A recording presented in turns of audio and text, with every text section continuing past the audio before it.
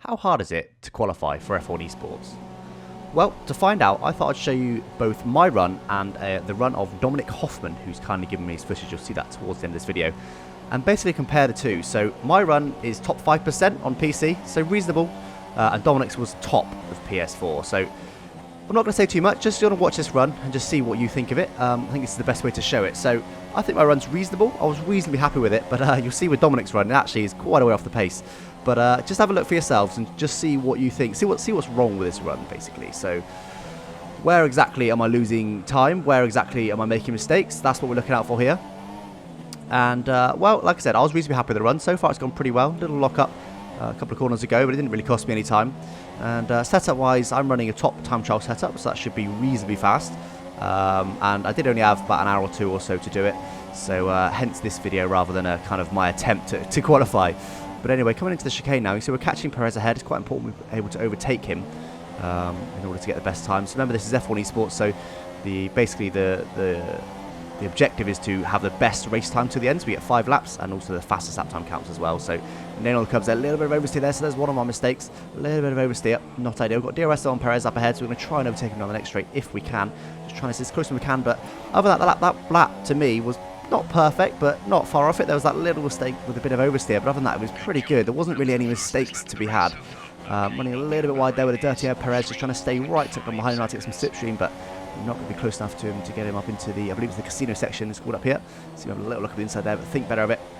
Just going to sit nice close to him. See a little tap of the barrier there, just adjust our race line slightly, not ideal. Bit of oversteer, it's going to dive inside here. Got to brake quite late, because otherwise they try and hang it on the outside and just hit you when that bump of the barrier comes there. So we're dispatched to Perez now then, so now it's just all about raw pace. So I will show my run up until I get a fastest lap, which is the end of the next lap, and then we will skip to Dominik's run when you'll see the difference. So just going to, again, just look for mistakes. Just look where you think I'm losing time, where you think I can improve, what's wrong with this run. If you could be really critical, what is wrong with this run? How would you do it better yourself? See there, running a little bit wide, just cost me a little bit of time there. So it's certainly not my perfect run. But it is my best one. Like I said, top 5% this run is. I think it's about 60th out of about 1,200 people on PC. And again, just missed my apex ever so slightly there, but again, very, very minor mistake around Monaco. You know, missing an apex isn't by very much there. See, again, ever so slightly missing the apex, but, you know, I don't think you expect to get an absolutely perfect run around Monaco. So, coming to start finish straight, we'll do one more lap on board with me. And then we'll jump to Dominic. So you see there, 12.1 is my current best lap. And Ricardo, of course, and much better apex there, a little bit of oversteer on the exit. But we do stay to Rich as well for pretty much this entire run, even right to the end. I know I'm not going to show the last few laps, but we do show pretty much the entire thing. See that, come around, nice line there, right tight to the walls, getting on the power, avoiding the bump. And see we're 3/10 up on our previous best already, getting nice tight to our apex, getting hard on the power, up through the gears up to third, back down to first gear, try and keep it really tight. You want to try and clip that curb there because it helps rotate the car ever so slightly up to second, again clipping the curb. So far my race line's been absolutely bang on. Once again they're right on my apex, nice exit. So there's been no oversteer moments, there's been no missing the racing line, missing my apex at all. Coming to the chicane now, breaking half between the 100 metre and 150 metre to the right hand side, down to third gear. You can nail the curb there. Lost a little bit too much speed, that wasn't ideal.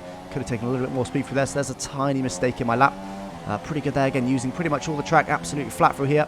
Get also down, skim the barrier there and nail the curb. Could take a little bit more curb there, but we're talking maybe half a metre. Tapping the barrier, just adjusting the race line ever so slightly there.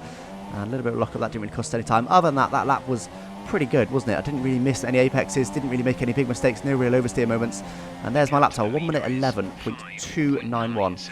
Now, in just a second, we are going to go on board with Dominik Hofmann, as I said. And once again, thank you to him for letting me use this video. A link to that is down in the description. You'll see his Twitter handle on screen just about now. And so this is a PS4 run.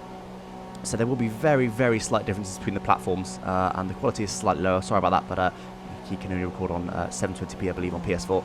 So here we go then. So straight away, using more track than I did, up through the gears. And again, using all the track. And look at that, already absolutely skimming the barrier, just rinsing everything, even on the pit exit. And once again, this is the top time on PS4. So this is a very quick time. Slightly different point of view, of course, with the cockpit cam. And once again, they're just absolutely nailing all apexes. And the thing you'll notice, or the thing I noticed at least, at first, was just the amount of speed he's able to carry. Absolute confidence on the power so early there. Absolute confidence in the car, in when it's going to grip, and it's just confidence all around. That's all I could really put the time difference down to. It's just absolute confidence. See how close he is to Perez now. He is going to be able to nail him into the next chicane, hopefully. Red Bull does lose a little bit of time in the straight line. It's not a very quick straight line car, and also setup wise you have quite high wings. And you see him absolutely lunge at the inside. Perez, that absolutely critical, gets past him there, which he's managed to do nicely. Look at contact, so close to the barrier on the inside there.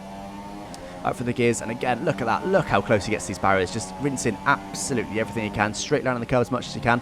Carrying so much speed through there. That was unreal. That was a lot more speed than I was carrying, I think. Down to first gear, same as I was doing. So gearing-wise, quite similar to me. Not really huge differences. Going up to third earlier than I did there. So slight differences here and there, but fundamentally, I don't think there's anything huge.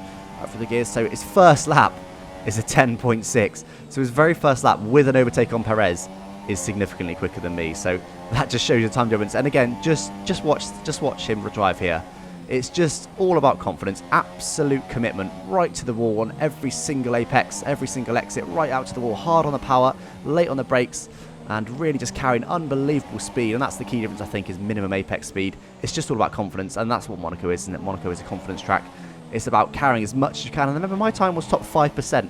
My time is not a hugely slow time when I have done a top 1% time before.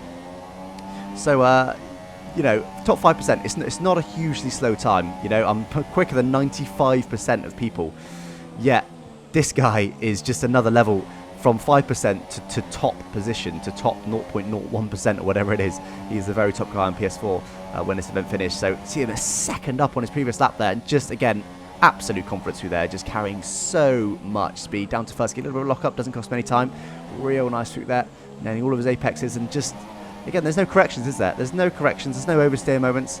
There's no bits where he misses his apexes. It's just an absolute perfect 1 minute 9.716. Bit of a touch to the barrier there, but actually helps straighten the car slightly. And you see he's actually getting on Hamilton ahead then.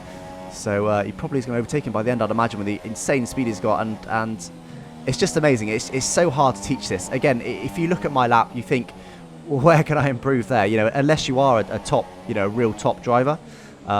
You know, if you are someone like Dominic, you could probably look at my lap and see you're quite clear on losing space. But I think for the average Joe, you look at my lap, you know, my attempt, and you go, well, where is he losing his time? Where is he going wrong that I need to do better than him? And that's essentially where I was after my run. Again, I did it on the last evening. I think I had about 2 hours worth, not even that, maybe.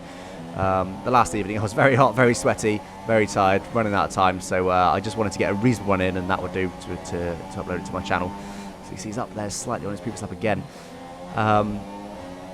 But yeah, so I knew my lap wasn't perfect, but I was happy with it. You know, I looked at that run and I was like, I'm pretty happy with that. That's a reasonable run. Yet, I'll tell you now, on average, Dominic was 1.7 seconds per lap quicker than me.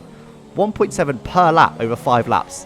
So at the end of it, I think he's about 9.5 seconds up on me. 9.5 seconds over 5 laps on a run that looked reasonable. Again, you know, I finished my run, watched back the record, and I thought that's reasonable. Surely that's not too far off, a few seconds maybe.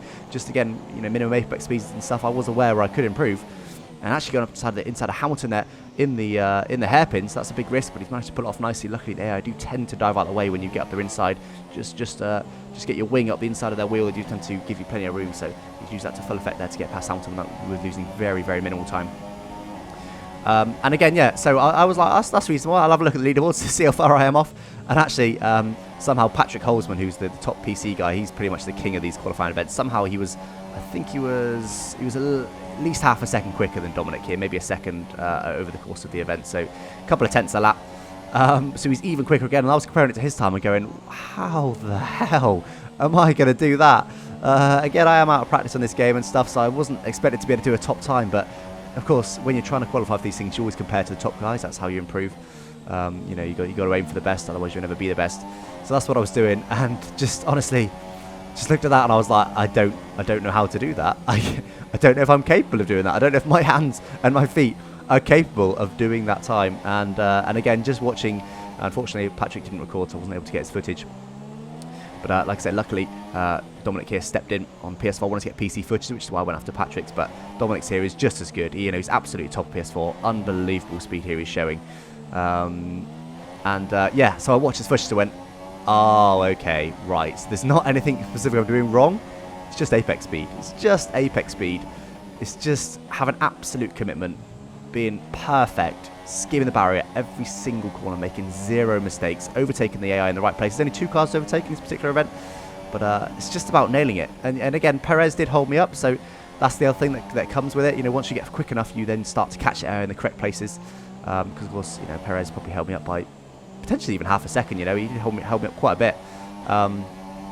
So, you know, there's that. That's also that gain. And there we go, as he crossed the line there to qualify. Again, absolutely top of PS4. So this is the PS4 leaderboard here. I've put in my time there from PC as well, just to give you an idea. So I was 62nd on PC. And there we go. There's that time difference. So his top time, 106.15.711. So somewhere around a second quicker than second place on PS4. And I was down there 24.3. And again, in a run I was reasonably happy with when I finished it.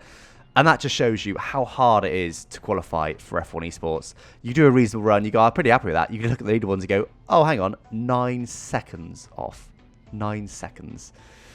Well, there we go. I hope that gave you guys a kind of good idea of what it's like to qualify for F1 Esports and what it's like comparison with a 5%, top 5% lap and then a top lap. And I hope you enjoyed the video, and I thank you for watching.